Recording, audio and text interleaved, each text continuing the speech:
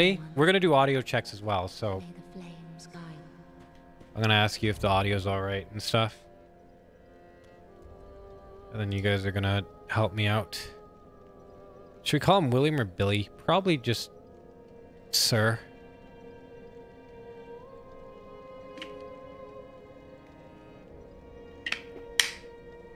Yo, is this Faraz? Hi, William. Hey, what's up? Are we on stream? You are on stream. I'm just adjusting your volume. Give me a second. Can you say something again? Hey, do I sound better now? Yes. Okay, is that good, guys? Can you hear him? If you want his voice up, 1-1, voice down, 2-2, or it's 3-3, it's good. Good. Can you see the chat or anything? Oh, I can totally see the chat. I'm in the stream. Oh, you're in the stream. There's a whole... Yeah, I'm in the stream. I'm Ninja Elite. I posted. I'm the exact same William from Neo, 100%. I got the white hair. I fled from Europe to Japan to go battle the Oni invasion or whatever. I'm ready to go. Geralt knockoff. Well, that's cool. How are you doing? You doing good? I'm doing wonderful. Yeah. I mean, it's exciting for it to be the launch day for the book, but you know, you have a whole chapter in it, so I definitely wanted to come and chat with you about it and say hi to your community. And I am a huge Faraz Khan fan, although you probably don't see me too much because I'm not a big user of the Twitch chat. Incognito. But, yeah, incognito. I'm one of the bad fans. Yeah. No, there's no bad fans. No, okay, so you know how I said I skimmed the book when you sent it to me. But over the last 2 days, I read it, and I read it thoroughly, and it's actually a pretty good book. It's well written, and it's informative, and I liked it a lot. I just wanted to... Oh, I'm really glad you loved it for us. I'm really glad. And you obviously have the best part in it. You have the best chapter. It was a big chapter. I was actually really surprised. I was like, wow, that's pretty cool. So there was me and Amnesiac, pretty much the two streamers that had the most content in there. Two streamers in there, and I think, you know, the speed running, no hit running, kind of what I call challenge running in the book, but that whole area has a huge area of importance to esports because I think it's a major area for growth. And so I was thrilled to be able to feature you. You were wonderful. That was great. Plus, I mean, hit all the Soulsborne's games, so that's like pretty crazy to do. Yeah. So I did have a few questions about the book, just curiosities and stuff. But I'm assuming you had some questions for me too. So why don't we do this back and forth or something? Yeah, my first question is, what Dark Souls 3 run are we doing? That's the real question here. So I haven't played Dark Souls 3 in probably about 6 months, 7 months, maybe. Yeah. So I'm just doing the old route, all the muscle memory from the previous no-hit runs and stuff like that. Everything is just no new strats, nothing. However, if you want to input some stipulations, I did tell chat that I would allow that as long as it's not magic, because I don't know how to use magic. But if you have a special weapon you like or anything like that, we could try and make it work. Right. So the magic run is officially banned, though? There's no way I'm doing that. I am not doing that. What about, like, I always like the Black Knight weapons. Like, what is it, the Black Knight Halberd or the Silver Knight Halberd? Am I remembering that right? Is that in DS3? That would be a good question for chat, actually. It might be. I know it's in Dark Souls 1 because we use... I know, I can... We use the Black Knight Halberd. Run together for me a little bit. I remember that was one of my favorites in one of them. But late game pickup in DS3. Okay. Somebody said that's heartbreaking. Why don't we go Twin Blades from now, and then if you get any ideas, you can just throw them in there. I'm on it. We'll see what drops. We might. Yeah. Okay. Yeah. All right. Well. Yeah. Let's go. Yeah. All right. For us, so I can ask you questions, or you can ask me questions. Maybe I should ask you questions while you take on Dancer, because this boss gave me a ton of trouble when I did my playthrough. Well, we'll start with you. Yeah. Well, I want to try to distract you while you're. Oh, you're fine. No, this is all just. I hope I don't die now that I said that, but this is completely. I've done this so many times. I'm going to put the pressure on you. I'm going to try to ask you really difficult questions. Okay, ask the difficult questions.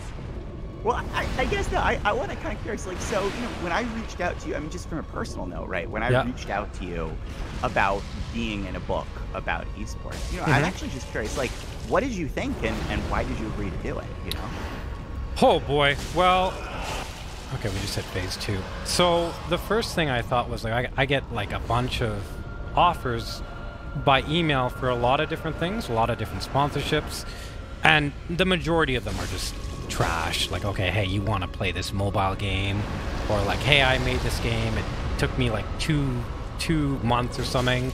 You want to play it on your stream or for free and stuff like that. So there's like a lot of like filtering that, Jesus, that happens. I'm gonna die, William. No, you're not gonna die. I'm gonna die. So enjoying this. I'm gonna die. I took a hit. Oh no, the no-hit run is gone. I actually died. Okay, that's you didn't see that one. You didn't see that one. We'll keep going. I intentionally distracted you. I told you this boss is so hard. The hit animations for it are so weird. I mean, I'm sure you like. But... There's a few like out of positional things that are difficult because the way Dancer works is you're not supposed to see like 90% of her moveset. You just stay on her left leg. Anyway, back to the question. So there was like a lot of, you know, I get a lot of offers for this or offers for that, and sometimes they're legitimate and sometimes they're not. But I think I remember from the way you wrote the email and stuff, everything seemed really nice, like really good. Like I got sent a ring, a Bellowing Dragon Crest ring from a company a while ago, and it was almost in the same vein of like, okay, this seems legitimate. This guy seems like he knows what he's doing. He's not just here to make a menial effort and move on. He actually wants to do something good. So then when I talked to you, I was talking to you and I was talking to, I don't remember who the other guy was. Oh, Willie Lee helped a lot. Probably Willie Lee. Willie Lee. Who was a Brown student and helped with things. Yeah, Willie's wonderful as well. Okay, yeah. So I was talking and I remember talking to you and you were really super enthusiastic about everything and very interested and excited. And I was like, okay, this is pretty cool. So I just decided, okay, well, if we do this, I'm going to give you as much info as I can, as much engagement as I can, and it kind of went from there. I think we had like a 2-3 hour call or something like that. We had a lot of calls, yeah. And you know, it's crazy because, you know, most chapters, I would say, because writing the book, I mean, you know, when I reached out to you, it was probably a year and a half ago, maybe a year ago. Yeah. But writing the book has been a 2-year process, basically, at least. I mean, a lot more if you count the thinking and the pre-work and the pitching and everything. Yeah. But you were pretty incredible. By the way, the screen is just totally, the stream's totally black right now. Oh, I just don't see anything. So yeah, it's all. Yeah. I didn't see that at all. Yeah, nothing. It's weird how that happens, huh? That's so strange. Yeah, why does it just go dark? All right, I turned you up a bit. So chat, you're gonna have to tell me if that's too loud. Yeah. But the really interesting is your chapter basically made it completely unscathed all the way through. I think you were like the only chapter that didn't undergo, you know, massive revisions or even get cut, right? Because probably, you know, people say 90% of writing a book is editing.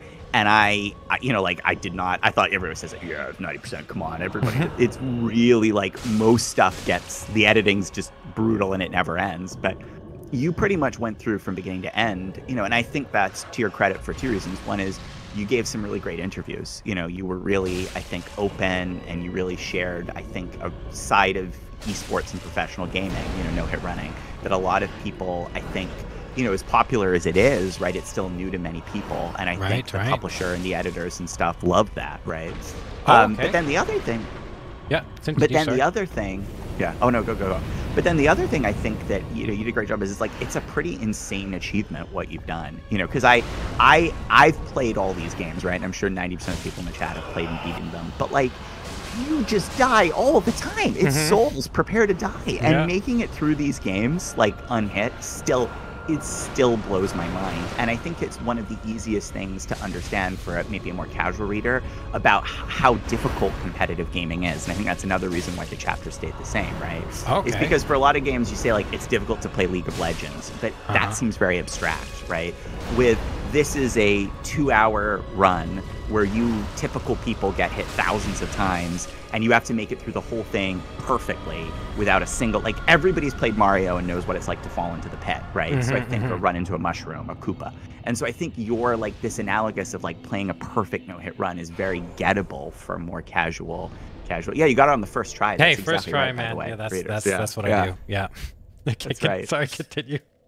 By the way, can we do the Uchigatana? I was looking for... Where do I get the Uchigatana? I was looking right now for this. It's B sharpness. Ooh, do Who's they that? have? Oh yeah, they took. Yeah. Let me take a look here. It's early weapons guide. That's why I'm checking. Early weapon. Wow, you're multitasking very well. Yeah, I'm like, we'll see. You're multitasking the speed run. It says acquired by killing Swordmaster left of Firelink Shrine. Okay. Getting this weapon takes no small amount of skill, since the Swordmaster seems to have infinite stamina when you get close to him. Right. So. Great. Okay. Well, yeah. Let's do it. I'll try and kill this guy. How come I don't get skulls, William? What is this? What, skulls? No skulls?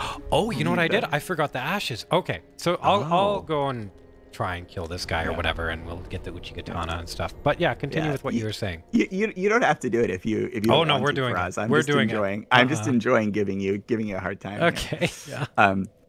Yeah. So anyway, but yeah, and so I guess for people who are listening too and want to know just more generally, so the book is really it's sort of three things, right? The book is partly a history of esports. That's about the first third of the book, which just sort of explains like why did esports get as big as it did, as quickly as it did, and it draws the roots of gaming. You know, I start with pinball as sort of a basis for where professional gaming began. But honestly, it's just professional gaming, and people have been playing games for hundreds and thousands of years. So you could probably draw it earlier or later. I think pinball's fun because a lot of people can sort of relate to it and remember it as like, oh yeah, I guess that is sort of similar to gaming, right? You're using controls to get a result. So I picked that. But no, so that's kind of quick question there. So I was reading this and I was like, where did you get this information? Like there's some pretty in-depth information in there. The pinball, and I think the next thing was Space Age. Is that correct? The next game? Space Invaders or Space War? Yeah. Something Space War. Yeah, that's what it was in the book. And I was like, man, like that's some stuff to dig up. Well, yeah, I actually, like, the scary thing about this book is I actually did a lot of research. Like, there's not to scare people away from reading this because I wanted a fun and light book. Like, it's very much a fun and light book, but I also wanted an educational book. So there are footnotes. Like, if you go to the actual book itself, like, in the back of the book, there's like 300 footnotes or whatever because I really had to do research for this. Because I didn't know. I grew up, I started playing games with gold cartridge Zelda on the Nintendo. Is that was probably Ocarina of Time or? Oh, way earlier, man. Like the original Zelda. Like, NES. Yeah. So I'm ancient, basically. Okay. But I started playing with that, right? And so, but then all that stuff before was new to me too. I had no idea. Like I had never heard of Space War when I started researching, or Bury the Brain, which a lot of people say is the first computer game because it played tic-tac-toe, which like, my God, thank God we live in this time, because like if that's cutting edge technology, I'm just like, things got a lot better for us. They did get a lot better.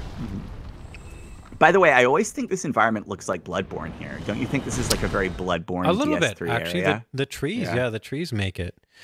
There is Anyway, so there is another question, and so this was like more obscure as well. So sorry, I didn't want to kill this train of thought. No, go for it. It was just I remember reading this and thinking this. So you talked about how E.T. on the Atari was a tremendous, it wasn't a success, and you give the reasons and stuff, and then you said they buried like thousands of cartridges somewhere. Was it out of Las Vegas or something? Maybe I'm making that up. Yeah, in a landfill in the desert somewhere. I actually forget where. I can check. But yeah, it's kind of... Do you know why they buried those? Like, couldn't they do something else with the game was so bad they'd overproduced it, right? Because the classic story... And this is kind of an apocryphal story. Like, I'm sure many people in the chat have heard about this because this is kind of a meme, is like the lost video games buried in the desert and everything. No, yeah. But and this is actually a big problem with early gaming. Like it's actually kind of one of the interesting things, because the beauty of games nowadays is like printed copy, bad for GameStop and other things, but in general, printed copies matter less and less, right? Almost all games are digitally distributed today. And so that makes it very easy because like the game companies don't have to plan out exactly how many copies they're going to sell. But back in the day with Nintendo and all these other games, like the old cartridge model, they literally had to produce in advance of demand. And sometimes they were producing 6 months, upwards of a year ahead of the market for some of these instances. Right. And so you could end up in situations where you flooded the market. If your game, you didn't want to underproduce because then you lost copies of the game that you'd sell, you lost money. But if you overproduced, you had to do something because the retailers weren't going to keep them stocked. Oh, here we go. Here we go. Swordmaster? Yeah, here's them. Oh, here we go. I don't know can't what he wait. does. I think can't wait. Yeah, that was a little bit anticlimactic, but we got your weapon. He's dead. Yeah. Hashtag pro gamer. Yeah. Like ready to go. Kill the Swordmaster. I'm an esports athlete. Yeah. That's exactly right. Yeah. Nobody's ever done this before. World's first Swordmaster kill. Swordmaster kill. Okay, I got it. It's not upgraded, Quick. but we'll make do. Yeah, quick update the Fextra Life wiki. Like, we're going to get on this. That's what Raptor says. Have you watched any of Raptor's tournaments? No, I haven't. No. Man, he always references the Fextra Life wiki because they have a lot of good information, but they have like, okay, Demon Slayer or something is weak to daggers or something, which is just completely ridiculous. But there's a few funny things there. Fextra Life like got me through half the Dark Souls games, I feel like. But anyway, we were talking about this. So, they had to produce in advance of demand early. So it could lead to just, you have copies you couldn't do anything with. And so, you could just go like nuke them in the desert somewhere. But this is actually what caused the big collapse in gaming in the early, I think it was the 80s, right? Because essentially games were like, the home console market had started. Everybody was buying these home consoles. They were, candidly not very good. Like most of them were just bad, short arcade games that were designed to get your quarters, but they didn't build for prolonged experiences. And so one Christmas, just basically for a variety of reasons, people stopped buying. And you had really, at the time, in the early 80s, people thought it was the death of gaming. I mean, the market fell somewhere between 70 and 80%, depending on how you measure it. Right. So, it's actually a scary moment. And then the funny thing is, right as that market was collapsing, Nintendo launched the NES. And so it's actually this amazing White Knight story. Like, another thing I didn't realize is I've always been a Nintendo fan, but like, I had no idea how much Nintendo and the NES saved like the gaming industry and the console market by marking a way forward. Right. So by the way, if this stuff is interesting, guys, you can check out the book. This is just the history portion. Yeah, there's a ton of this in the book. Yeah, but I think this stuff is kind of fun. And like, I wanted to write this because, look, I'd love to play games, but to me, it's nice to sort of also appreciate the history of games and where things came from. And the industry is just full of crazy stories. Like, it's a huge industry. So like fascinating random stuff has happened. So I don't know. It's pretty cool. It is pretty you're cool. going to dot. No, this is old strat. Okay, well then how about you, since I asked you a question, you asked me a question, then I got another one for you after that. All right. What's a good question for Faraz? Okay, so here's a question I would like to ask you then. So, and this is more about the no-hit running scene. So in the book, one of the things I argue is that I think no-hit running and speedrunning is going to get a lot more popular because it's a way for all sorts of games to have a competitive component. And for a lot of these games, they might be more accessible and more family-friendly, like not Dark Souls, but you think of like a Mario speedrunning.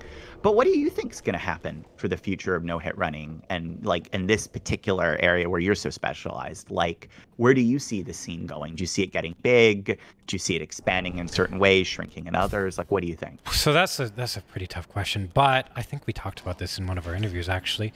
So there's a few things, and this kind of ties into a question I was going to ask you, actually. So there's things like GDQ, there's ESL, there's a lot of speedrunning organizations, and they continue with what they're doing because obviously there's some entertainment value there. That guy scared me. But it has the capacity to be bigger, and so you have things like there's the GG League tournaments now.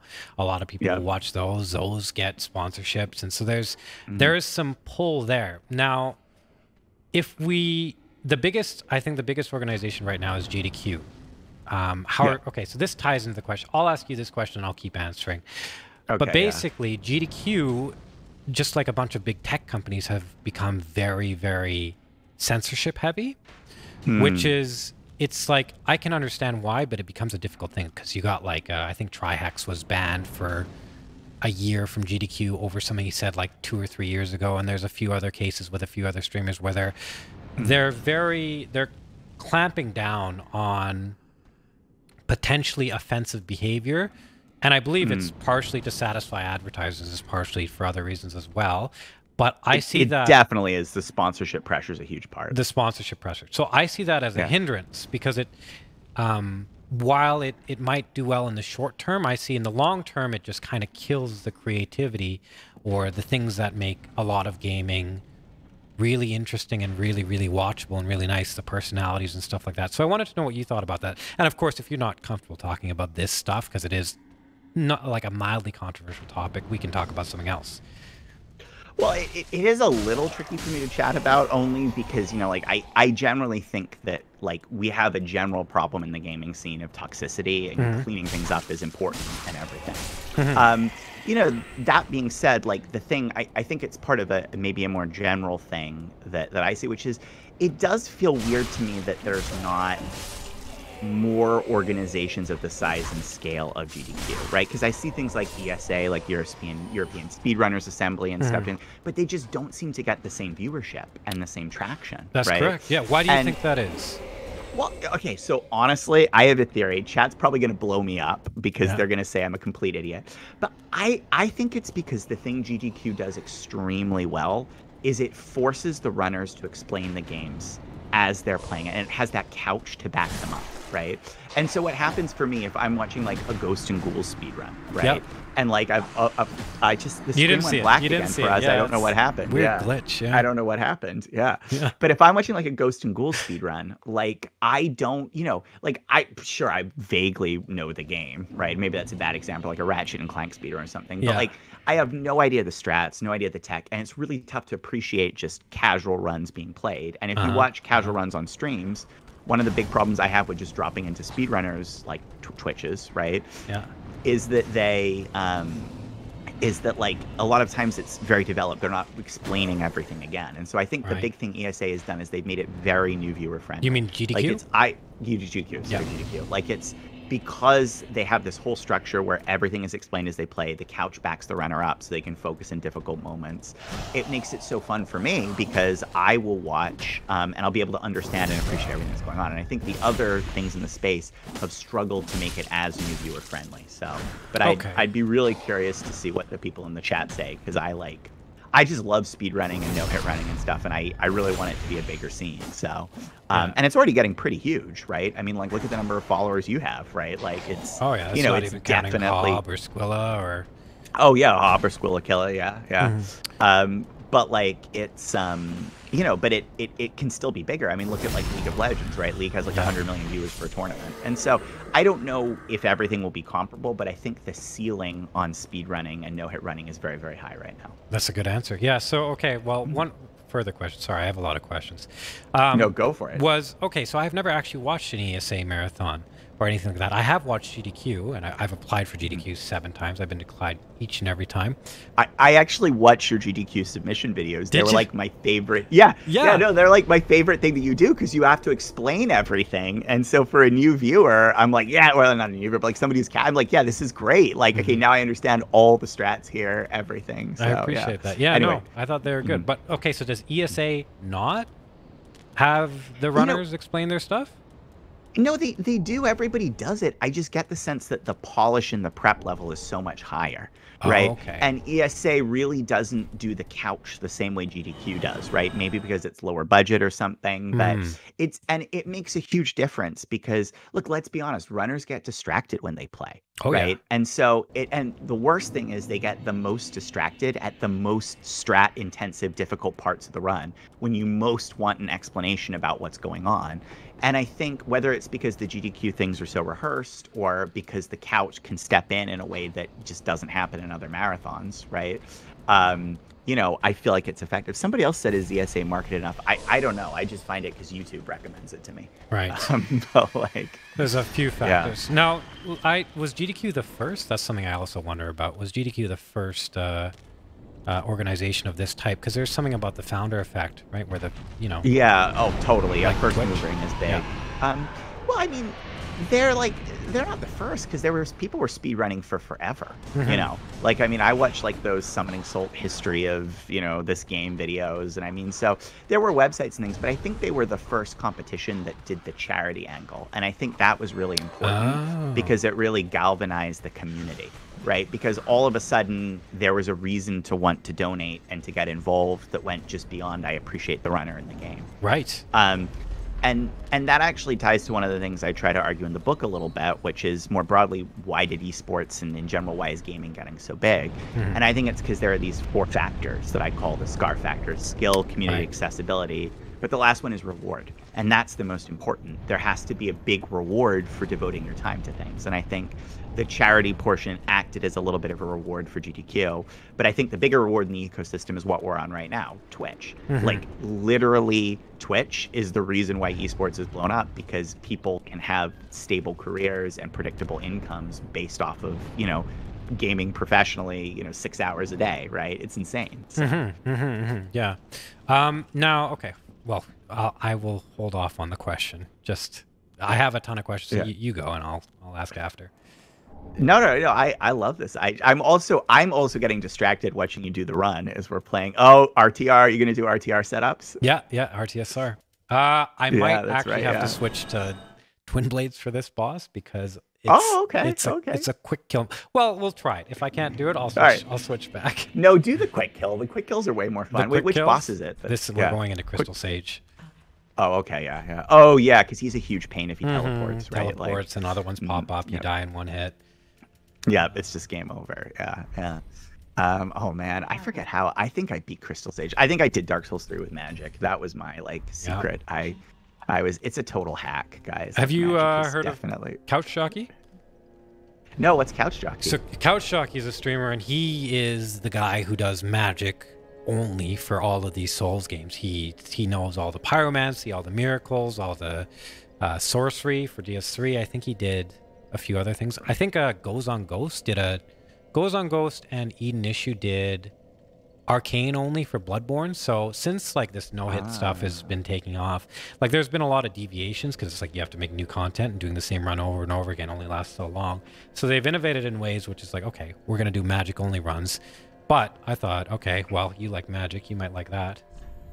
Well, I just like the interesting limitations, right? Because the thing I find most fascinating about it is the strategies that have to evolve. Like, I just love the way people come up with clever exploitations of the game systems to do things you would never think of. And so that's one of the reasons why I like no-hit running a lot, because just the restraint is so severe. People have to get so creative. And I love that in your chapter that you talk about, like, basically theory crafting. Like, you say, like, it's like getting a PhD in Dark Souls. And that's the part that I'm just stunned by, is because it's beautiful for me playing these games casually, you know, to know that the systems are there to be exploited, and then to see other people just do things with them I had no idea about, you know? So I love any variance on the runs if it forces new strategies out, because I think that just makes it fun to discover. Oh, yeah, there we go. Do we get... Yeah, we got RTSR. That's one of the cool things about Dark Souls, actually. That's one of the... that I almost go to other games, and if they have that, hey, it's like, it's generally good in my book, is that you can do things like this. So everything is designed and built to the point where you can do it flawlessly, and that's really really nice. It just takes some effort, some, you know, strategy, some know-how, and it's like, oh yeah, you can do this consistently, flawlessly, with enough practice and skill. That's a really nice thing. You don't get that in all games, right? No, you don't, right? Like, and that's one of the beautiful things I think about the appeal of Soulsborne being able to get all of these, you know, no-hit, is like, you know, you feel like you're getting better as you play, right? But you don't actually know what the cap on getting better is. And it's incredible that the game is so well produced that the cap is actually perfection. Because it's very hard. If you think about it, there should be moments in games like this where there's forced hits, where there's just too much RNG, right? And I'm not saying RNG is an element in this, right? But like the fact that the systems are so well designed to reward player skill that it's exploitable is, you know, just, it blows me away, right? Like, oh, here we go, Crystal Sage. I think we're okay. Yeah, I think we're fine. Yeah. We're okay. I say I have no idea. I like literally have no idea if we're fine. Well, you watched this long time ago, so you must know a few things here and there. Oh no, William. Oh no. Oh no, you should have used the Uchi-Katana. I should have used the Uchi-Katana. Yeah, they just updated the run for us. Like it's all unleveled Uchi. That's the way you have to clear it now. We're in phase 2, man. Yep, there it is. Oh yeah, phase 2's horrible. Yeah, phase 2's horrible. I did a little bit too much damage, just a tiny bit too much damage. So one of the things we did in these runs is we optimize our stats to do certain amount of damages so that we wouldn't go over the boss phase 2 threshold, if that makes sense. But I've forgotten completely what all of those are. So I can't do 2 hits on this guy without putting him into phase 2, so I'll just have to do 1. Yeah, see, but if you used the Uchi-Katana, that would have been that little less damage. You would have been right where you needed. It would have been. It was the Uchi-Katana all along. It was. Yeah. I told you they've just crunched it. Yeah. But like, yeah. So, but I mean, I should say for the people who are listening too, I mean, hopefully it's clear that like I'm a gamer and I love games because I really do. It's written by passion, you know, first and foremost. But it is a serious book. Right. Like, I mean, it's fun to read. It's a light book. But like, I mean, I put a lot of research in it. I've done a bunch of stuff in esports. You know, I went to business school. So hopefully I have some sort of academic background for this. I teach esports. This is taught. I think you said it was taught in Cornell and it was going to be taught in Harvard. Oh, yeah, it's been used a lot. So first of all, I teach at Becker College, esports there, if anybody's curious. So Becker College is actually one of the best schools for game design in the U.S. So I was very flattered. They asked me to basically be like an honorary professor when they were setting up their esports program. And you can actually now get an esports business major at Becker College, which I actually helped to get them set up. And I believe they claim it's the first accredited program in the U.S. for esports business major. I'm not sure if it is, but it's definitely roughly on the timeline. So yeah, it's taught. So, you know, part of actually why I wanted to write this book is when I agreed to teach at Becker, I thought there'd be just tons of great stuff to assign, and there was just nothing. Like nobody had really done kind of like a fun, light but informative overview of the space, and something that like gamers would appreciate too. That wasn't written like, you know, oh my God, can you believe that there's like.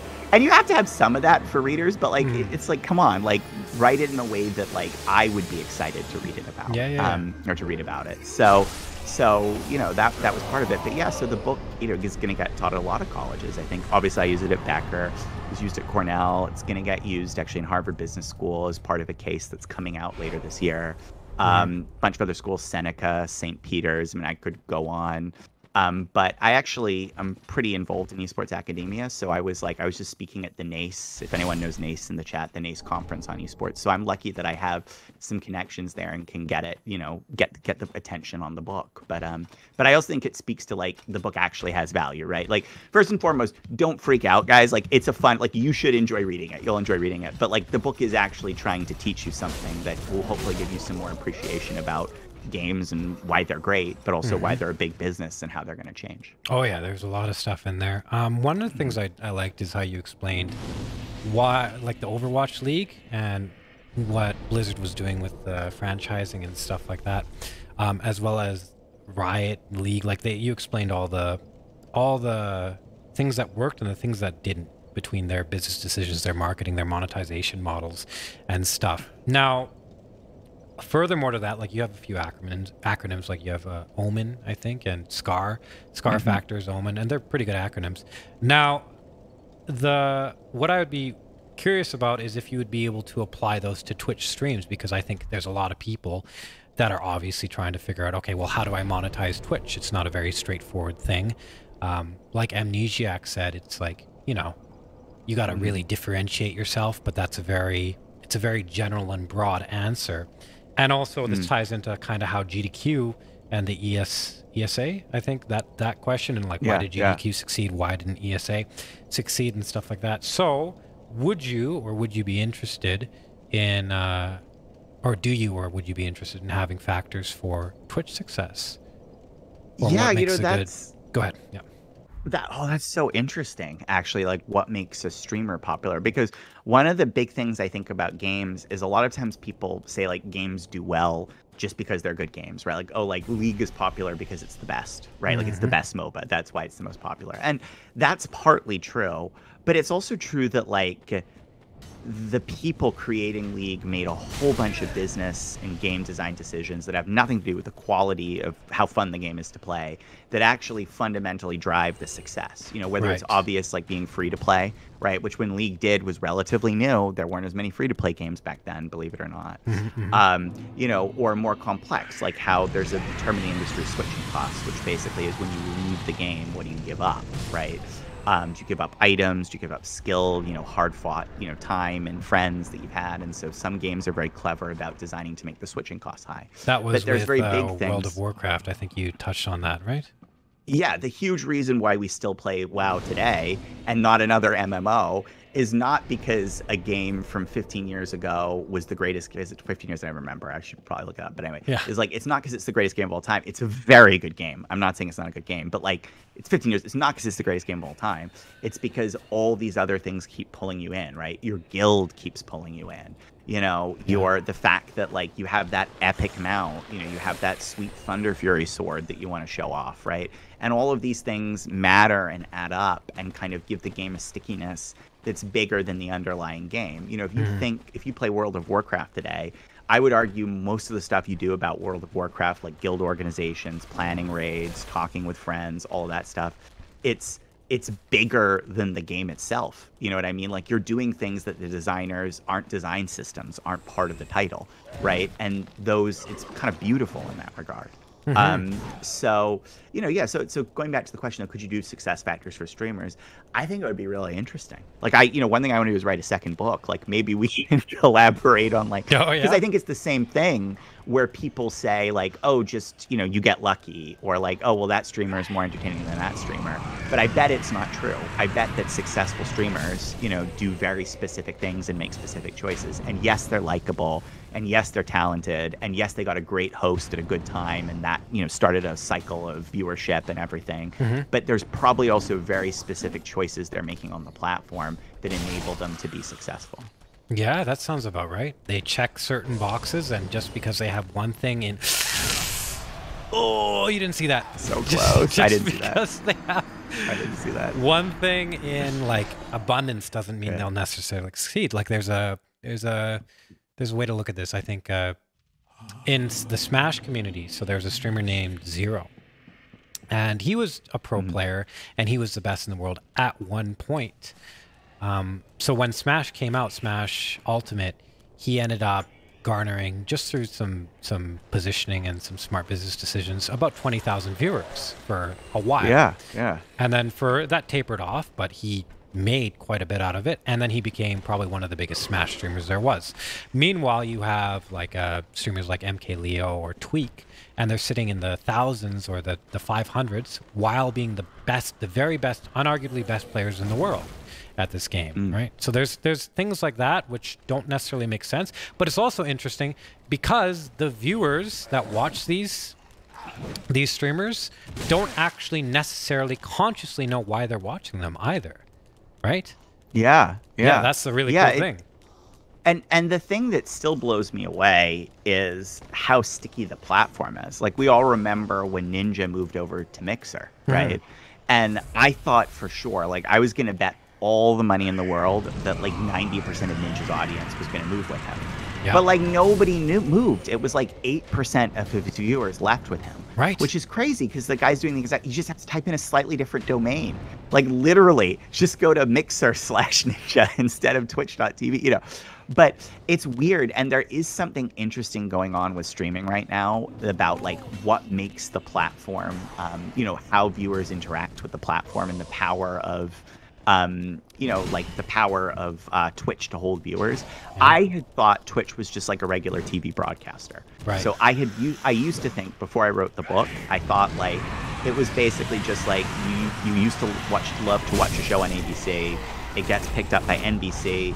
Still, you don't care, you just watch it on NBC, you just go to a different channel. So I had thought that watching Twitch when a streamer moves platform would just be like changing the channel on a TV. Yeah, there's some people who won't go over because they forget, or they watch the show that was in your time slot instead and they like it more. But I would have thought it'd be very high movement. And I think what you actually see is, and this goes back to switching costs and stuff, Twitch is doing all of these things to get you stuck on the platform, right? You're not just sub to one streamer, you're sub to many. You don't just, cheer. You have a balance of Twitch bits that you're holding.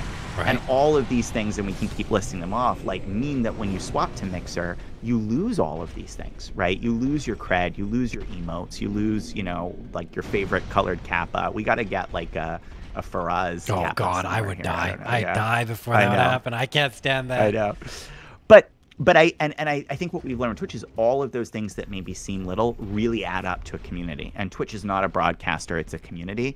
And that might be very obvious for people who are here in this chat, right? Mm-hmm. But it's 100%, not the case. It's actually, but it's not obvious to people outside of, I think, the industry. And I think it's an important insight for how things evolve. Yeah, it sounds good. I think there's something to be said as well for people have inherent qualities about them, or collective qualities, and I think a ton of people really enjoy comfort and things just being the way they are, and not necessarily, because if you want to change something, you have to make effort, and it's stressful, and you have to make decisions, and it takes energy to do that stuff. So just going to the same place over and over again, comfortable, it works, you get the entertainment out of it, is I think part of it in terms of viewer retention for Twitch.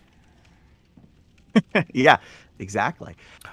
So what else can we talk about that's fun? Hold on. I didn't even have my heart. I have my heart rate monitor on my body, but I actually didn't connect it to my phone. So. Oh, I thought it was a joke. Yeah, because there are people who have the fake heart rate monitors on their streams all the time. I legit thought it was a joke that you had a heart rate monitor that you just set to beep at 85 the whole time. You have nerves of steel the entire run. I completely forgot. I was worried because I was my heart rate was actually going during Dancer, really a lot, because I was oh God, I can't die again. But anyway, yeah. What else would you like? Is there anything specific you want to talk about? Sure, there's a bunch of stuff, but mainly it's a pleasure to be here and to join you on stream and get to share with your viewers, something that I worked hard on, and you helped me work hard on too. No, I appreciate it. I guess, maybe the last thing I'd like to talk about is just a little bit more the structure of the book. So if anybody's interested, they actually know what they're going to read. Okay. But very quickly, the book's divided into 3 sections. So the first third is a history, which we touched on quite a bit. The middle section is basically modern esports today. And so it's a lot of the explanation of the Activision Blizzard, Riot Games, Valve sort of mobile war, right? But there's also quite a lot about Fortnite and Apex Legends and stuff in there. But it's basically describing how the current ecosystem came to be and what business models and choices are making games successful today. And that part sounds maybe boring when I describe it that way, but I actually think that's the most interesting part, because it gives a lot of context to what's happening today. It explains why Fortnite did well, for example.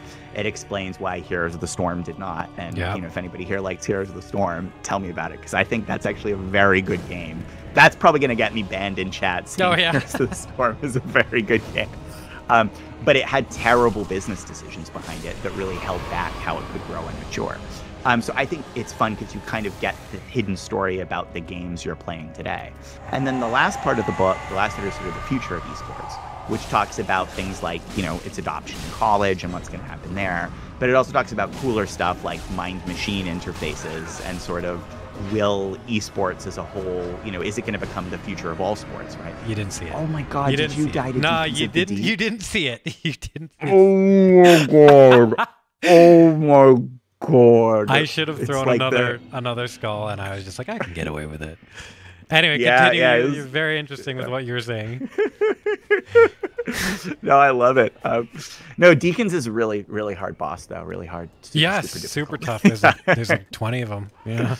It's basically if you're gonna rank the bosses, it goes Cinder, Twin Princes, Deacons. Oh yeah, make that video. That'll do well on YouTube, right there. Oh yeah, that's exactly right. Yeah. Top 3 hardest Souls bosses: Orphan of Koths, Deacons. Deacons of the Deep. Yeah. Yeah, Deacons of the Deep. You got the fat deacon, the skinny deacon, and the tall deacon. Oh, they're all difficult. They're all difficult. Yeah. Anyway, continue. Every one of them. I don't know how much time you got left, so I don't want to. Well, I'll get going in a second, because I think we had up to an hour, and I want to let you actually get back to the regularly scheduled programming here. So there's no pressure. Viewers, if you got stuff to do, that's fine. But no, I think everybody's enjoying this. So we can go as long as you like within reason, like not 24 hours, obviously, but. Oh yeah, let's do. Yeah. 24-hour charity stream. Like 1 week long.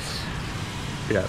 Well, what I'll say here maybe, and then we can kind of, I think maybe another 15 minutes or something, about an hour, and then I'll probably need to get going. Sure. But yeah, I mean, what are we gonna say here? Yeah, I mean, if the viewers are enjoying it, the other thing is I'm happy to answer questions in the Twitch chat. Oh, we can do a Q&A. See what people are. Yeah, I can see what people are typing. That's the beauty of Twitch. So if anybody has anything they want to ask about the book or why I chose Faraz and sort of his chapter and everything, like, it's great for you guys to ask us too, so we can kind of share our knowledge or lack thereof. Yeah. Okay, so while we're waiting, I have another question for you that I really want to ask, which is, so everybody sees the moment on stream when you get the no-hit run, right? Like, everybody sees that incredible moment when you're like first to no-hit TS3 and you're like going berserk and the chat's going berserk and everything. Like, what about 30 minutes after that? Like, what does it feel like when the stream shuts down after and you're just like, like what did you do? Like, what, like when the adrenaline wears off, like, what are you thinking about, like, after you get like the record, Okay, so this is kind of a weird story, but so when I got the no-hit run, I think I was about 23 or so, way back when. Yep. Quite a while ago. So I was still living with my parents, and I was just in my last year of university as well, or maybe a little bit after that, something like that. It was either 2014 or 2013. I think it was 2014. But I remember getting the no-hit run and being really excited. So as someone, like, as a speedrunner, like, speedrunners aren't generally very expressive with the things they do or say. Their main focus is on the game. They don't necessarily focus too much on chat or entertaining. And as such, I believe that's one of the factors that causes them to not do as well as people that are less skilled but more entertaining. So I had that in my head a long time ago, and it was also like, okay, like, I got something, and it's like, oh, the viewership's high, everybody's happy, everybody's excited, there's lots of donations, and at that point I really wanted to make it as a full-time streamer. So part of me was relishing in, like, hey, I actually did it. Like, I did something, and Squilla and Hob, like, they were my competitors, they were great, but I wasn't sure if I could actually beat them. I knew I could, but I wasn't sure if I would actually let myself do it. Right? So I knew I was capable. It came down to me sabotaging myself or not. So me not sabotaging myself was amazing, because there's so many high pressure situations I've been in where I actually have ended up sabotaging myself, right? Yeah. This was a victory on that front. But on the other side, it was also like, okay, I need to figure out how to properly react here. And of course, the answer of how to properly react is you just do it genuinely, but it's a strange problem to have where you finished your run and everything's amazing and everything's good, but you're still streaming. Like, you're still technically entertaining, right? Yeah. So it's like, oh shit, what do I do? And so a lot of, you see this with no-hit runs a lot, like Squilla just immediately ends his stream. Sometimes Hob will just do a celebratory 24-hour stream. There's no real good answer to it, but that's kind of what I did. I was like, okay, we did it. I'll be back tomorrow. Thank you so much for watching. And that was the end of my stream. I need to go get some sleep, because I think at the time I was up for like 26, 27 hours or something like that. But I remember, in the book you'd basically been, we say, I don't know if this is actually, but we say in the book you'd come back from construction, right? You'd been basically gaming all night. Like, you were basically like, I think you were pretty much, you actually said when I was interviewing, which I was interesting, that you thought the tiredness helped you. Yeah. Which I was like blown away by, because it like shut down all the wasted mental energy. So you could just, like, there was nothing to worry about because you were so tired. The only thing you were capable of doing was playing the game. Yeah, no, that's what it was. I was working a demolition job. So it was just a 2-3 week long job. So we were going in, working hard every day. I'd come back, stream, and I was very tired because I was up very late. And at bedtime, I decided to do more runs. And one run turned into 2, and then 2 turned into, 3, 5, and up until I was up 9 hours past when I should have gone to sleep. And then you're right. I remember saying this is like, I was so tired that I stopped caring about chat. I stopped caring about what I said, how I looked, or anything like that. I stopped caring about what Squilla might be doing tomorrow or what Hob might be doing tomorrow. And I was just like, you almost get like a flow state a little bit of just like, just play the game, do what you know what to do. You don't need to focus on anything else. And that's kind of what got me the run. When I beat Princes, it was like, okay, you're gonna get the run. And there was no doubt. It wasn't like, maybe I'm gonna get the run. It wasn't positive self-talk like, oh yeah, I'm gonna get it, don't worry. It was like, no, I just knew. I was like, I'm gonna get the run. But that's always the crazy part for me, because the last boss, Cinder, is harder than Prince's. So much harder. Like, super hard. So then how did you know you had the run? Because you still had the hardest boss to do. Yeah, I don't know. That's the thing. It's just like, I just knew. Like, I think Day 9 talks about this a little bit. Yeah. You mentioned him in your book, and I think in 2 places. Oh, I love Day 9. Yeah. I love Day 9 too. Yeah. But he says something about, because so I don't know if we talked about this, but I played a lot of StarCraft 2 when I was younger. I played Dota, I played Han, I played all the games that are mentioned. Well, not all of them, but a bunch of them. Yeah. So Day 9, one thing he says is he was in a tournament match, and I think this was actually the championship match. And there was one instance where he lost everything, where he was just like, fuck, he saw himself lose everything, or he just was like, yeah, I'm gonna lose this now, and then he did. And then there was another instance where he was like, I know exactly what to do. He didn't worry at all, and then he just let his hands do the work, and he won. And it's like, it felt like that. It was just like, no, there's no doubt. I know what I'm gonna do. They're healing, William. This is. Throw another. You're out of skulls. You're out of skulls. What are you gonna do, man? Okay, we got it. All right. But he was just like, you just achieve, and you hear this in athletes every now and then, where they just, they stop worrying, they stop being doubtful, they stop everything, and they can just almost see the future ahead of them, and they're like, all right, this is it. Now we just go through the motions, kind of deal. Yeah.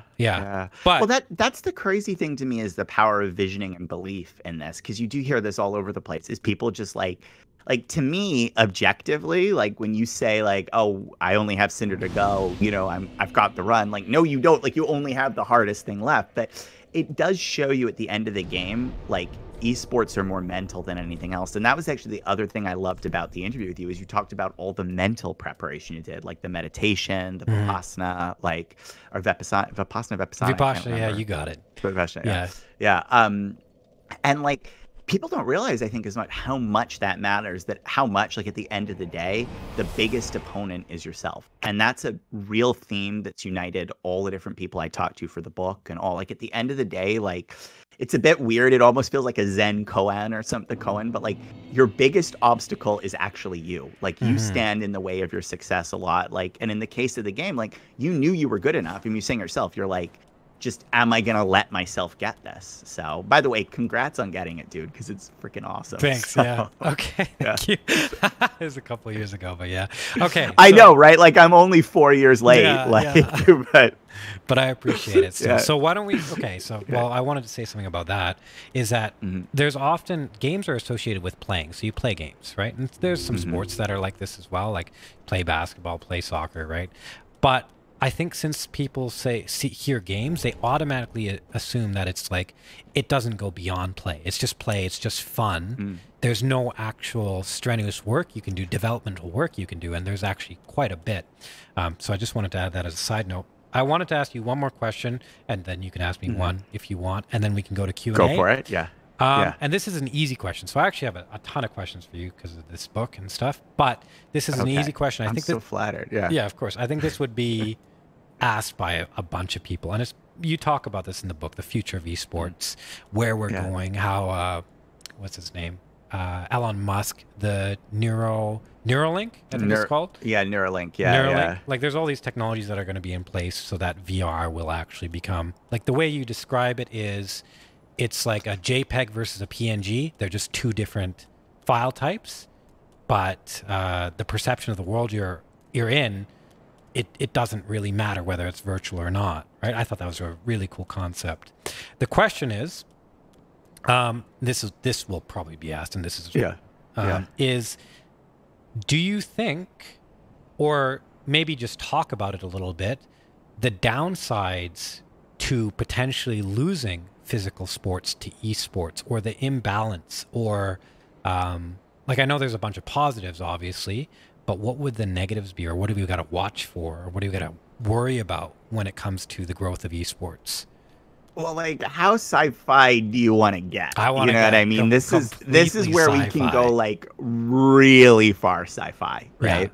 Because if you're gonna go like super deep, like Star Trek Next Generation level, like sci-fi, that's not even super deep. I don't know. Yeah. But like, I would argue that, like, look, like, at the end of the day, esports and traditional sports pretty much teach you and have the same skills and have the same benefits, with one notable exception. It's the obvious exception is when you play traditional sports, like, you build muscle mass, right? You know, it helps you stay in shape and live longer, right? And all of that stuff. And yeah, your heart rate goes up when you play esports, which, by the way, is not insignificant. Like, heart rate is a major factor in sort of, but it's, come on, it's not the same, right? You're still sitting in a chair or whatever, right?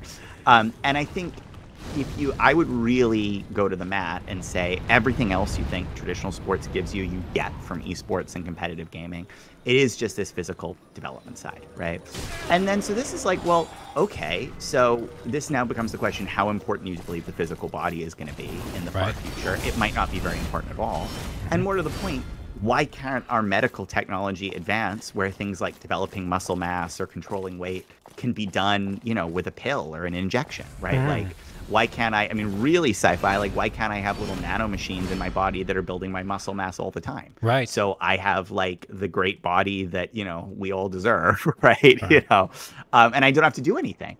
And if we go to that world, and that's a much further away world, but if we go to that world, then there's literally no benefit to traditional sports, right? Because you're, and again, I mean, people might say something like, but you put yourself at risk in traditional sports, right? Like, there's something about laying your life on the line in a football, or risking injury on a football field in the same way that, you know, indifferent than risking, you know, like, I don't know, a gank in League of Legends. Right. But the answer is, if that stuff's important, then we'll simulate it. Like, when we have Neuralink technologies and mind-machine interfaces, and this is very, very sci-fi, guys, so it's not coming anytime soon, but when we have that, if we think the pain and the risk of physical injury is important to the sport, then when we simulate basketball digitally, we'll build in those elements, right? Right. So you can't say that those things distinct or matter, because if they did, they'll be part of the simulation. So at the end of the day, you know, like, I'm not a crazy, like, transcendentalist futurist person, right? Like, I think the physical world has a lot of value and is a lot of fun. And I think we're heading to a kind of a mixed reality where you live some of your time digitally and some of your time physically, and the two blur just a fair bit, right? But isn't that where we're already today? Like, don't your viewer, I certainly feel this way, that I live, like, a portion of my day completely online, you know, with Discord and games and business meetings or whatever. And then I go have dinner or go out to drinks with a buddy or, you know, chat with my wife. And suddenly it's a very physical and material world. So that divide is just going to get more and more blurred. Yeah. Okay. That's good right. answer. People tuned into this is also your first Cyberpunk 2077 stream, right? Oh yeah. Are you excited for that game? Oh, I'm so excited. I love the CD Projekt stuff. You're gonna judge me. I never beat Witcher 3 though. I'm not gonna judge you. It's fine. It's a long game, very long game. It's you know, it's so interesting long. with that game. I really liked it, but I actually found it very exhausting to play. I found it tiring too. Like, way more tiring than Witcher 1 and 2. Like, way more tiring. And even with the Henry Cavill TV show on Netflix, it got me all pumped, and I reinstalled it, and I was like, this game, I don't know, it drains me. It, like, asks so much of its player. Like, when I play those RPGs, I definitely want an intense experience, but I want something that I can enjoy. And I feel like Witcher 3 is just like, you have to go here. Remember that this is there. Also, you have this other thing you need to do. There was a quest line you forgot about. You need to pick it up. And like, also, I'm a completionist, and that game is horrific. There's a lot. There's quite a bit. That's good to know. Yeah, you got to be careful. You can't say anything bad about The Witcher 3, otherwise they'll come out from the woodworks and guys, I know Witcher 3 is a brilliant game. Like, I know that. Like, believe me. Oh no, and don't worry, not my chat. There's like, when I played The Witcher 3, it's interesting, the different communities you get on Twitch. It's crazy. Yeah, so they would all just come out, and anything you disagreed with, any saves coming or anything like that, it was just forbidden. It was against their religion, basically. Same response. Oh, that's exactly like Mikolash TV in the chat said exactly the thing I was thinking, which is like in Witcher 3, it's like literally while you're doing one thing, 5 other things pop up, and you're like, ah, yes, Ghost of Tsushima. That's a game we both like playing right now. I think you've streamed that a lot recently. Yeah, yes, I have. Yeah, the photo mode. We talked about this a little bit. Oh yeah, you taught me how to use the photo mode, which I loved. Like, Have you played it since then? Yeah, a little. Yeah, I'm in Act 2 right now, or the second night, like the middle of the island. That's that's pretty fun. But I'm not posting my beautiful photos to Twitter like Why you are. not? I probably should. Yeah, you probably should. Well, because like here's the thing is like I'm very focused right now on like I'm trying to think like I'm more about like playing out like the samurai fantasy. So like I get really into like trying to do the camps perfectly. You know what I mean? Like if I get seen, like I just let them kill me and I do it again. Or like if I like am doing a showdown and I miss a showdown streak, I'm like, oh, that's it. Yeah, I didn't slip it down the controller. You didn't see that, yeah. No, the stream hiccuped again. Yeah. I don't know what happened. What a weird stream today. This is so weird. Yeah. You gotta talk to your ISP, man. Yeah. Like this is. Yeah. This is pretty. These problems pretty rough. are just unacceptable. Yeah. All right. Yeah, I need to do more photo stuff though. Let's see. Did anybody ask anything in the chat? Yeah. Okay. So why don't we do Q&A right now? So get your questions ready. Just type them out. This is the only chance you'll have to ask William these questions. Yeah. If you have them, great. If you don't, oh, they're already ready, I think. Oh my gosh! Wow. All right. Go for it. You read it for us. You're the moderator. This is your in charge. Which one do you want to do? Let's see. Do you think that some people outside of esports have warped perceptions of how serious a career it can be in terms of reach? How much time do you think it'll take before for the most part, becomes normalized if it isn't already? Yeah, so the people definitely have warped perceptions, right? And I think it's because a lot of people who are, you know, older today grew up playing games in like the 80s, right? And they're like the games, you know, and I'm sorry, I'm sure there's somebody who's going to say original Donkey Kong requires a ton of skill, but like the games didn't require as much skill, I would argue, today as today. They were much less immersive experiences. Like, yes, you know, original Zelda was fun, but like it's nowhere near Ocarina of Time. Like, come on, guys. Right. You know, and the other thing is, you know, back then gaming, like it was really marketed as in the same way. It wasn't marketed as an interactive medium. It was marketed as basically another type of television show or movie, right? Like that's in the phrase video game, right? Like because people associated it with video. And I think as a result, people who look at early gaming don't appreciate how skill intensive, how skill development is, how interactive it's become, and how much it asks of the players. But that's totally going to change because look at people today. Like it's something like 50%. It's some crazy number. I don't know if that's the right number, but it's something like 50% of people under, 26 play games.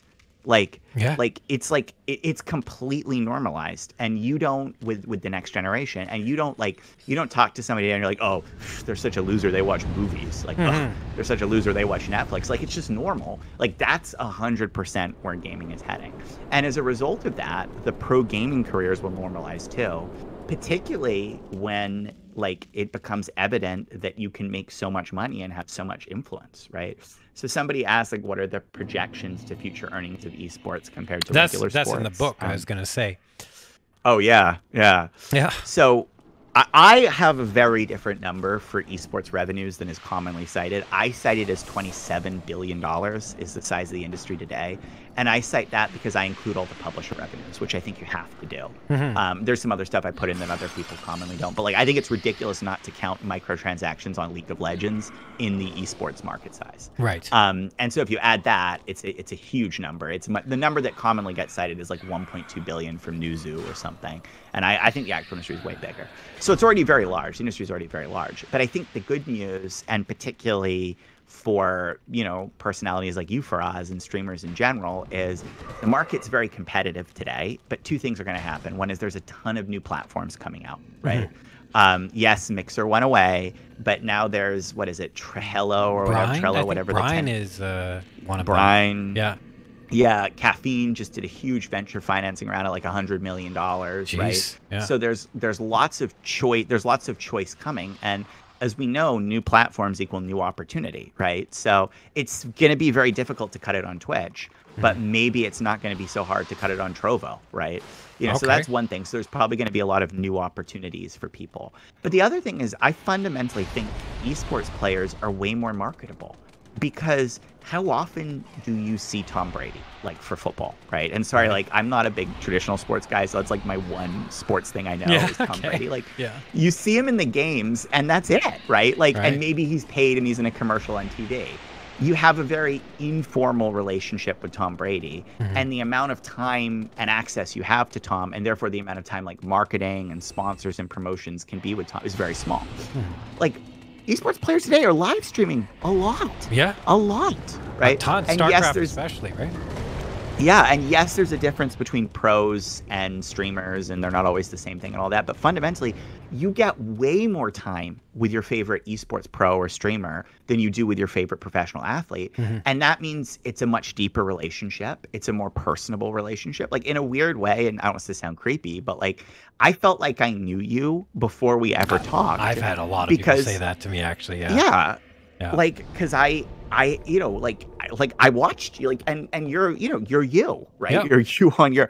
It's weird how similar you are over the phone to on the stream.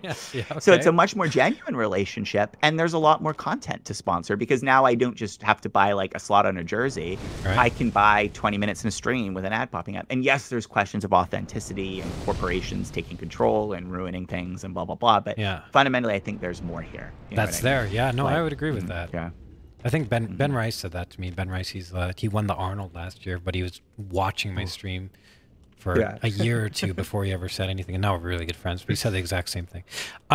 Okay, how much time for questions do you have left? Because I actually wanted to ask one question that I'm very curious about, but I don't want to take it away from my chat at the same time. Okay. Let's do one question from chat, one from you, and then I probably need. Then to you got it. All right, so, sounds good. You take your pick. Not be that I don't love this though, because this is like my dream. Like watching being on stream during the Uchigatana run is just too good.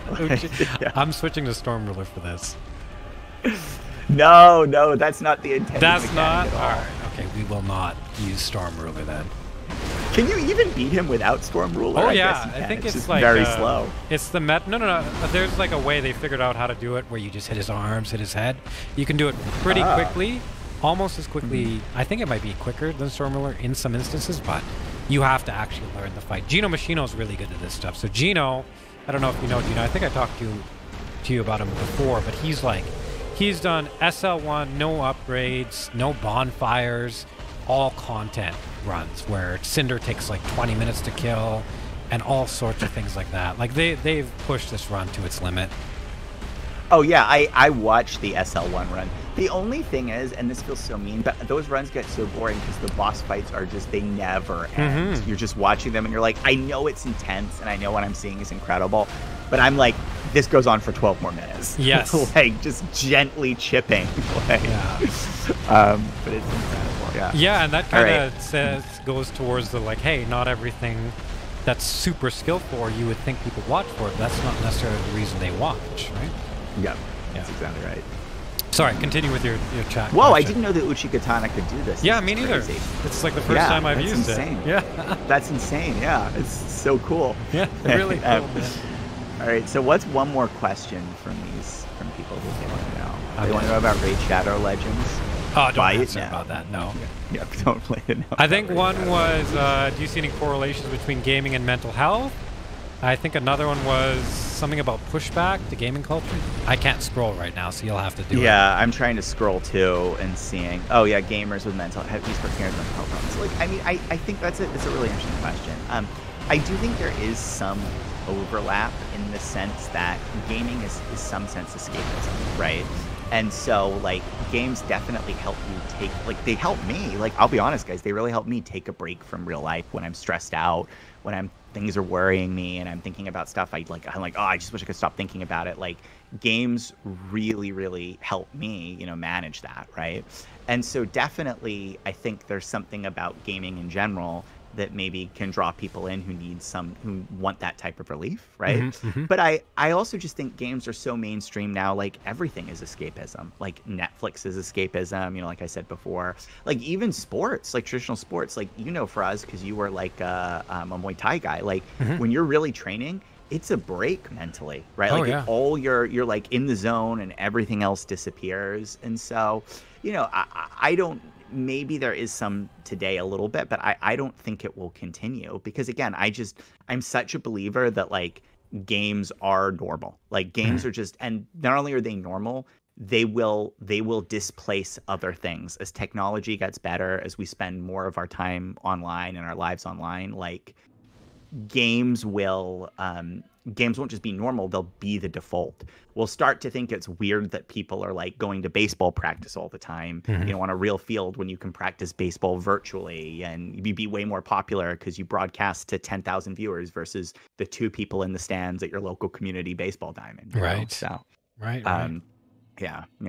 But again, I mean, this is all stuff I talk about in the book of Esports. So if you guys are curious, you know, definitely check it out because I worked hard on it. You know, yeah, you did. It's a good book. And the main thing is Faraz is in it, and Faraz is amazing. So, all right, okay, your last question. Yeah, my question. Your last question. Yeah. All right, so this is just a general. It's a very broad question. Honestly, there's a bunch of questions that you could probably talk for hours about. So, but this is like, okay, well, you talk a lot about esports, and you talk a lot about the sponsorships, the funding, the player base, all of these things.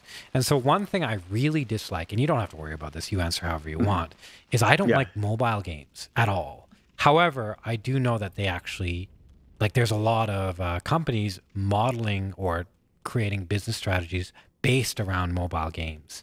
And, well, the second part of this is like mobile games don't necessarily represent a lot of these things. Like they're very accessible. Obviously, everybody has a phone, but they don't necessarily encompass skill or reward or anything like that. It's mostly just it's like a cookie clicker. It's just like it just gives you a bunch of chemicals in your brain. That's it. Yeah. Yeah. So what do you think about that? Do you think that that could possibly tarnish the future of gaming? Do you think we should? Jesus, sorry. Do you think we should? Yeah, those stairs are brutal. Those stairs are brutal. So I just opted not to I died buy skulls. so many times. Yeah. I died so many times on those stairs when I did, like, literally, like, I'm having flashbacks to my own run. You know, what we did originally in this run is we just had to run this. We didn't even do this with skulls. So 3 out of 4 runs would end to these stairs. Yeah. Oh, yeah. It was terrible. Oh my gosh, that's crazy. Yeah. That is, yeah, it's just the stairs. Also, this little room here gave me a fair bit of trouble. It's easier than it looks to get through, I seem to remember, but then I always felt like I would somehow run out of stamina here. Like I mismanaged my stamina bar, probably because I never upgraded enough. Right. Anyway, yeah, so question about mobile games. So here's the thing, and I think we have to be very careful to distinguish the medium from the game, right? Okay. Like, I am a big believer good games can be on mobile, right? And I have played some mobile games that I thought were really fun. Like, did anyone play Ridiculous Fishing by Vlambeer? Like, that game is a super cute take on. By the way, nobody's played it. It's like I don't know if it's even still around. It's just like, it's adorable though. Like, Seeking Us, yeah. Yeah. Did you play it? I've never. I don't touch these things. But if it's a fun game, dude, it's a fun game. It's adorable. You're fishing for your father who's frozen in the ice at the bottom of the Antarctic Ocean. And the way you fish is you have to get down as deep as you can with your hook. You pull things back up. Then you throw all the fish in the air and you get out like shotguns and rocket launchers and you have to annihilate all the fish. And then you get a bunch of money and upgrade into the game. It's like, it was a really fun game. It was made with a lot of love. So there are good games on mobile, right? I think the problem that we have today is the vast majority of games on mobile aren't games. Like this idle genre that's catching on today, where basically it's like the game plays itself for you. I'm like, it's not a game. Explain that. What's the idle genre? The idle genre is like, I forget, it's like idle AFK heroes or stuff like that. It's basically a game where you continue to get experience points and levels and items even if you're not playing. And it's very popular. Yeah. Idle as I thought you were talking about like K-pop idol or J-pop idol or something. No. So you just sit there, have the game on. And that one doesn't count. Okay, you sit there, have the game on. That definitely does not count. I took my hands off the controller, and it plays the game for you. I don't understand that. Well, I don't understand it either, dude. But like, then again, we have to remember like Final Fantasy Tactics, which is my favorite single player of all time. You can play it on a mobile phone, so there's nothing inherently bad about mobile. I think the issue is and I think this is what's really going on with mobile. And I'm actually a big believer that mobile will be great in future and can be great. It's just, yeah, I agree. I don't like to game on mobile today, right? But the thing is, you have to remember that look how complicated games have gotten. Look at original Nintendo. You had a 2-button controller, right? And basically, original Mario, you're doing something. You can run, which, by the way, you don't even really need to do to beat Mario, and jump. That's basically it, right? Yeah, very simple game. Look at this game we're playing right now. There's a million different systems. It uses, what is it, like 12 buttons on the joystick, you know, it has like, you know, there's stick click inputs and crazy things. Like to jump is a stick click input, which is so stupid, by the way. Like I just will never forgive them for designing that. Right. Dark Souls. Well, it's better than Circle. Like why did they? That's true. It's better than Circle. Better than Circle. But games are really hard to play nowadays. And so I think what happened is if you missed that curve, right?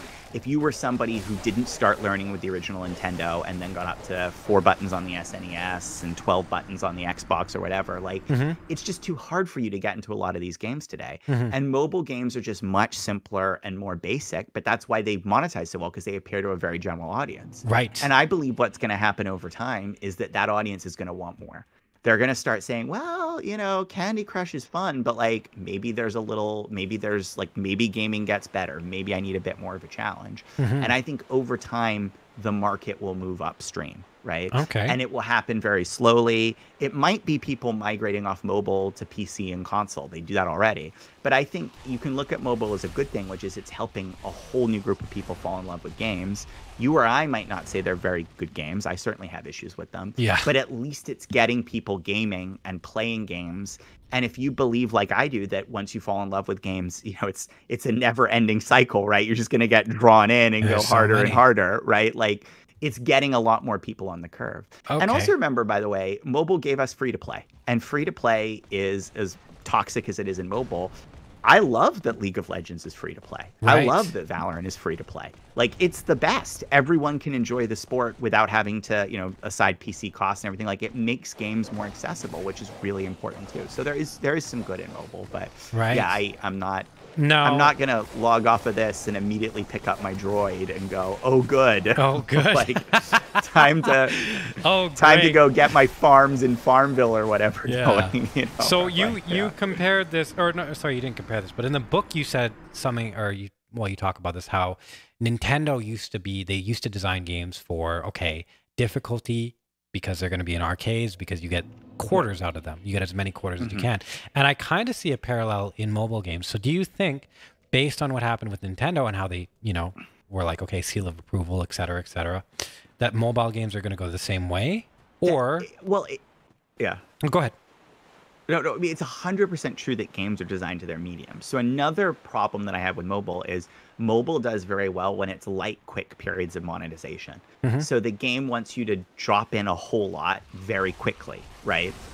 They want a high cadence, right? Yeah. That's very different than Dark Souls. Dark Souls demands you to give it your entire attention when you're playing. It's all you're doing, right? Like, I mean, look, you're like, you know, you can't, like, I mean, it's so difficult. Like you said yourself, when you're doing a world record speed run, like when you forgot about the chat, even the chat was too much for you, right? Like even talking while you were playing. Yeah. Right. And so it's definitely true that just like early video games on consoles weren't so good because they were basically copying arcade games. So they wanted experiences where you died relatively quickly. They were short and shallow because they were copying arcade games that wanted quarters.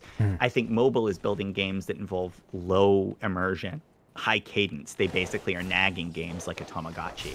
Tamagotchi, I remember that, yeah.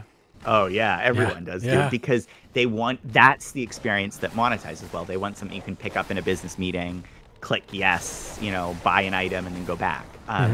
And you and I prefer more immersive gaming, and I think that will, so, you know, partly that will change. But I also think partly we're going to get better at designing light touch games.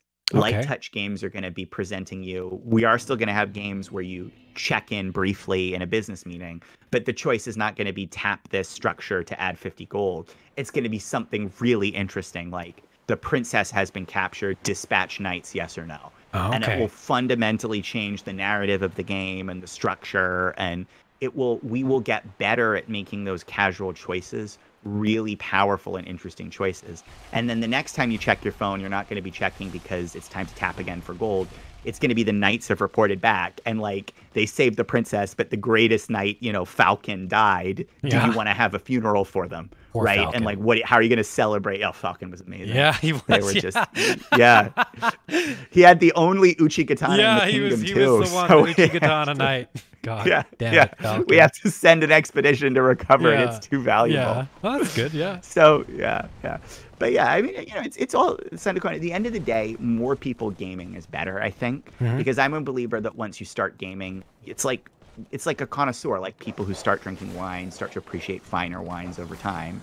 Okay. Actually, I don't know. I'm not really a wine guy. No, me neither. Yeah. I think the more people play games, the more you start to realize this game's not so good. This game is better. Oh, this game does something different I haven't seen before. You become an expert. Your taste develops. So, all right. Yeah. Well, that's a good answer. Cool answer, man. Yeah. Well, guys, so if you enjoy these musings, you too can get more of me with the Book of Esports on Amazon. And if you like my nasal voice, I don't know why you'd like my nasal voice. If you do, get more of me. That's great. Yeah, that's right. Yeah, that's really good. Yeah. And you could, I actually narrate the audiobook, believe it or not. I somehow got permission to do that. Really? So if you, I still can't believe they let me get away with that. That's was like, even better. That was a huge mistake on everyone's part, including my own. I think you do but great. If for some reason you like my kind of nerdy voice, like then you can also get the audiobook and, you know, hear my dulcet tones as I read about in 1983 Nintendo prepared to launch. So, dulcet, very good vocabulary. Well, games taught me a lot of my great vocabulary, actually. Like you said, RPGs taught you. I think games really like expanded my vocabulary. Honestly. Really? Yeah. Like, yeah, dude. Like playing like some of the classic games, like the early Elder Scrolls games, are very well written. You know? Like, very well written. Yeah. I never played those. I learned actually how to type. This is ridiculous. I can't do this without skulls. I learned how to type playing Final Fantasy XI, the MMO. Actually, that's how I learned how to type. Yeah. There you go. I've had people say they learned Japanese from that game, actually. Because And I actually remember, so this is a crazy story. I'll go on this because this is a fun one. Okay. So I remember taking the SAT, and there was a word on the SAT, belie, right? Like in their, you know, word things or whatever. Yeah. And literally, I had a flashback to this old MS-DOS game, the Ravenloft MS-DOS game. No way. Where the introduction of the game, like the narrator goes, "The tranquility of the forest belied the present danger." Right. And I was like, I know that word. Thank you, games. That's really, really cool. My time is not wasted, you know? So, but that's what I mean. Like, games matter. They teach you useful things. They're fun. They're more than a distraction or entertainment. They're like, they have real value. I believe that. So, no, that's great. Yeah. So, Book of Esports on Amazon, guys, check it out. And thank you so much for having me. This is a joy. No, you were great. Just so flattered to be here. So, it was lots of fun. I enjoyed talking to you. And also, you have a podcast. So, the Business of Esports, I believe it's called. That's right. It's way more business focused, though. But if you guys enjoy the business side of the industry, I do it with a guy called Paul Dawalibi, who's an investor in the space. That's a fun listen too. Check that out. But definitely buy the book first, because that's what I need to sell right now. The book. So prioritize the book right now. It's a good book. Book number one. Yeah. It took me 2 days to read while I was really busy, actually. So if I can do it and I don't like reading books, then anybody can. It's available in audiobook as well. You can get more of William. In these ways, and I would recommend it. I mean, I got a whole chapter. I was actually really flattered about that. Thank you for putting.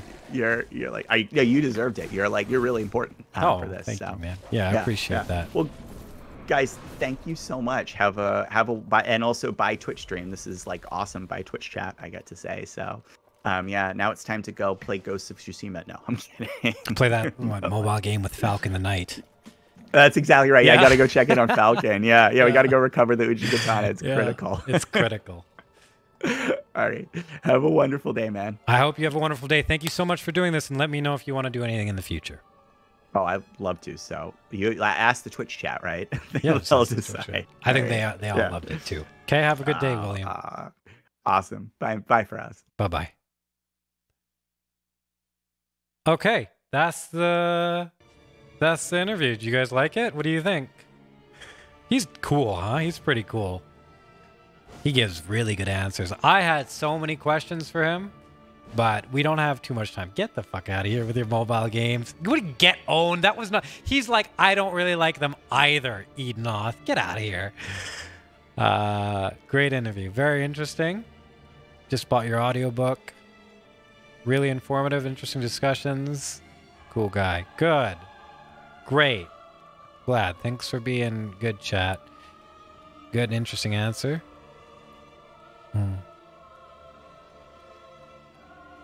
Sorry, Froz, I can't do my interview today. It's okay. He's cool. He's fun to talk to, too.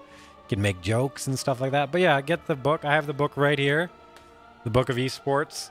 Inside of it, you can tell he loves Souls. He says, oh God, I wish I still had him on call for this. You know, good luck, no hitting Elden Ring. He watched my stream. He interviewed me for hours. He dealt with my editing and all of these things. It was cool. He was really cool to work to. He's a professor. This is taught in Harvard, Cornell. There's a lot of value in this book. It's great. Yeah, it's great. I could say I was lucky to work with him. I usually don't say that about anyone, right? I was definitely lucky to work with him. All right, let's try Pontiff here and then move on. Yeah, I have an entire chapter too. Like, look at this. I believe chapter 12. So later on the book, chapter 12. Like